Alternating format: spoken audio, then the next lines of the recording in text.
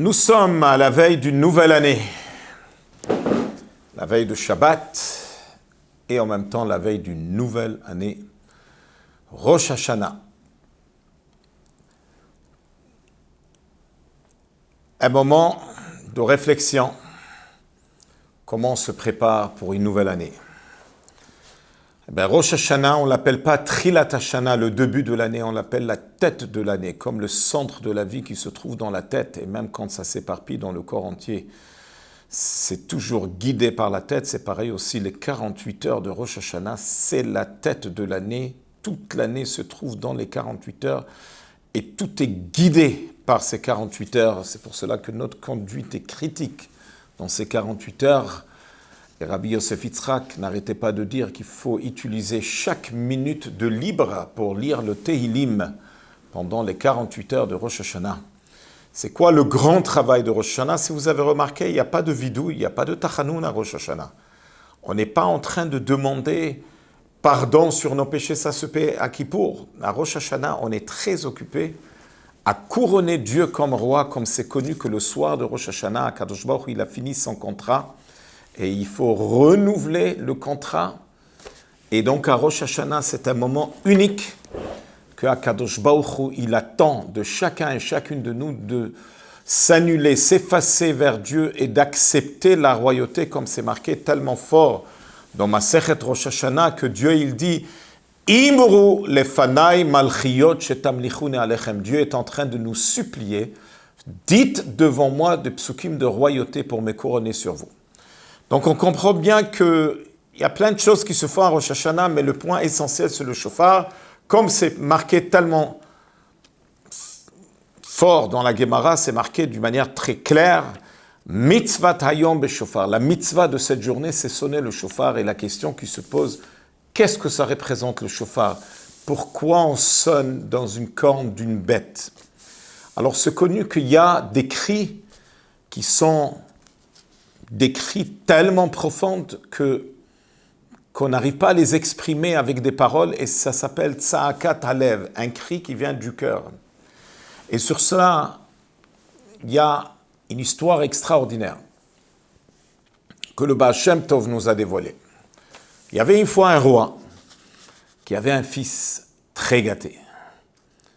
Et un jour, le roi, il appelle son fils et il lui dit « Écoute, je ne vois pas comment tu pourras me remplacer un jour, comment tu vas prendre la royauté, tellement gâté. Il faut que tu voyages loin, je vais te donner une somme d'argent et il faut que tu me montres que tu es capable de te débrouiller dans ta vie. » Le fils du roi, il ne voulait pas entendre. C'était un choc pour lui. Mais le roi a insisté et il lui a dit au revoir. Il a pris la route. Malheureusement, au moment de ses voyages, il s'est éloigné de son père. Et avec le temps, il avait des mauvaises fréquentations et il a carrément oublié la langue de son père, la langue du pays. Mais un jour, il se réveille, il dit « Mais je suis le fils du roi ». Et il décide qu'il faut revenir. Quand il annonce à ses amis, tout le monde se moque de lui. Il dit « Mais dis-moi, tu as pas bien dormi la nuit, qu'est-ce qui te prend ?» Non, il décide que lui, il revient.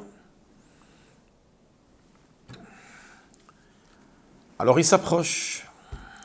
Là où il va, il annonce, il est le fils du roi, tout le monde se moque de lui. Le problème, c'est qu'il ne connaît même pas la langue. Et voilà, il s'approche de la capitale, il s'approche et il arrive au palais royal. Juste devant le palais royal, il y a des gardes-corps. Et lui, il leur dit, laissez-moi rentrer chez mon père. Et là, ils sortent les revolvers, ils disent, encore un mot et on tire. Si c'est sérieux, c'est le palais royal. À ce moment-là, quand il a vu qu'il a fait tout ce chemin, et on ne le laisse pas rentrer, il s'est mis à pleurer. Et quand il s'est mis à pleurer, son papa qui est assis au palais royal, il entend une voix qui ressemble à la voix de son fils. Il regarde de la fenêtre, il voit, oui, c'est lui. Il commence à courir, il va vers lui, il ne regarde pas les habits sales, les habits déchirés, il l'enlace et il lui dit « Baruch haba au palais royal ». Tout ça c'est un machal, c'est un exemple. Akadosh Baruch Hu, il nous a pris à nous, le peuple juif, et il nous a demandé de descendre sur terre. Et c'est marqué que l'âme, elle pleure amèrement, elle ne veut pas descendre sur terre. Mais Akadosh Baruch Hu dit, j'ai une mission importante pour vous. C'est une mission qui peut se faire seulement dans ce monde matériel qui est le monde le plus bas. Il n'y a pas plus bas que ce monde, c'est là-bas. À ce moment-là, on descend sur terre, mais malheureusement, les habits qui sont les mitzvot sont sales, déchirés. La langue de notre Père, la Torah, a été oubliée. Et voilà, un jour, arrive le mois d'Elul, et on décide, on veut retourner vers Dieu. Et on l'annonce à nos amis. Ah, les amis sont en train de se moquer de nous. Tu es un cas perdu, c'est trop tard pour toi. Mais nous, on ne fait pas attention.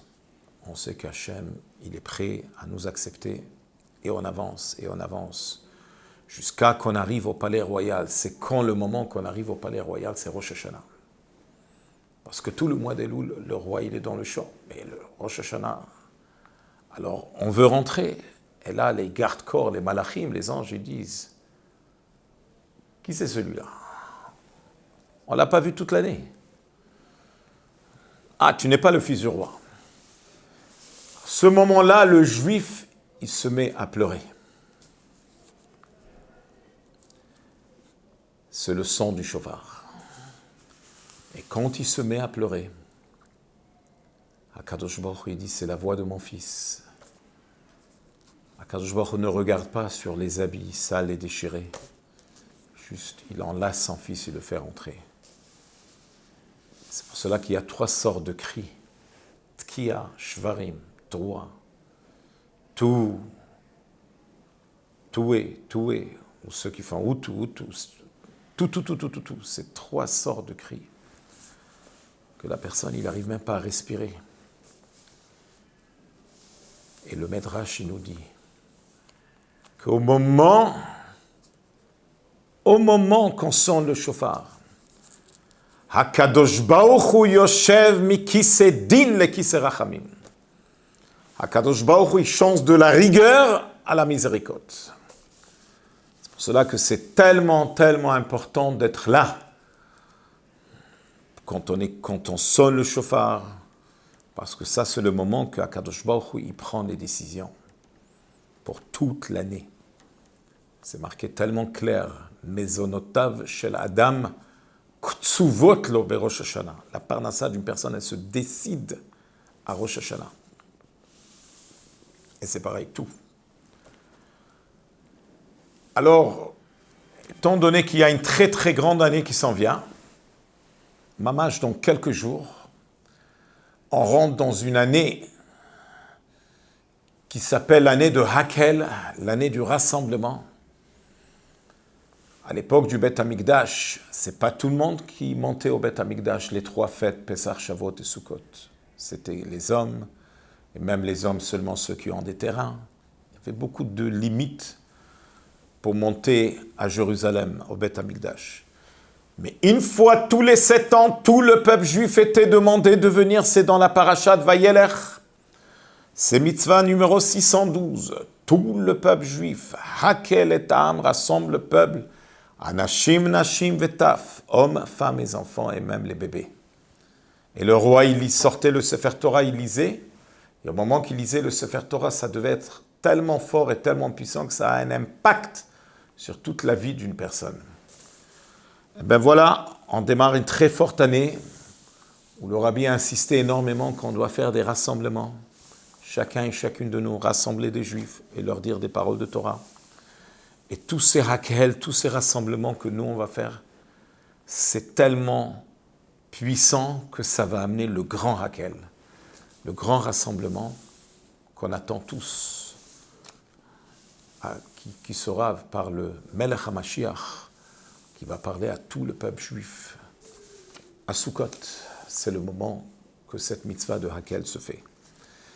Shabbat Shalom et bonne fête. On vous souhaite à chacun et chacune, on vous souhaite que vous ayez une très bonne année. Ktiva vachatima tova, shana tova matuka, une année avec beaucoup de santé, de bonheur, de joie, de nachat de vos enfants, de vos petits-enfants. Tous ceux qui ont besoin d'une bracha particulière, que vous soyez répandus dans la nouvelle année. Et surtout, il ne faut pas rater ce moment unique, au moment du shofar. Il faut demander pour la Géoula, il faut demander qu'on soit libéré de cet exil amer et qu'on ait le plus vite possible l'arrivée de Mashiach Tzidkenu. Shabbat Shalom et Shana Tova Umetuka et Ktiva